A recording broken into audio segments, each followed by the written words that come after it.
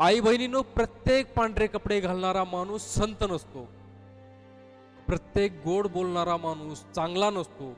आज काही ढोंगी लोक देवाचं नाव घेतात, श्रद्धेचा आधार घेतात आणि घरातील दुःख, आजार, भीती, संकट यावर उपाय सांगण्याच्या नावाखाली विश्वास जिंकतात. पण लक्षात ठेवा, जो माणूस तुम्हाला एकटं बोलावतो, जो म्हणतो कुणाला सांगू नका, जो स्पर्श करून उपाय सांगतो, जो भीती दाखवतो हे नाही केलं तर वाईट होईल, तो बाबा नाही, तो फसवणूक करणारा आहे. खरा संत कधीच कोणाच्या सन्मानाशी खेळत नाही. देव कधीच भीतीतून मार्ग दाखवत नाही. म्हणून कोणाच्याही बोलण्यावर विश्वास ठेवू नका. घरच्यांना सांगा, विचार करा, कारण श्रद्धा सुंदर असते, पण आंधळा विश्वास आयुष्य उद्ध्वस्त करू शकतो.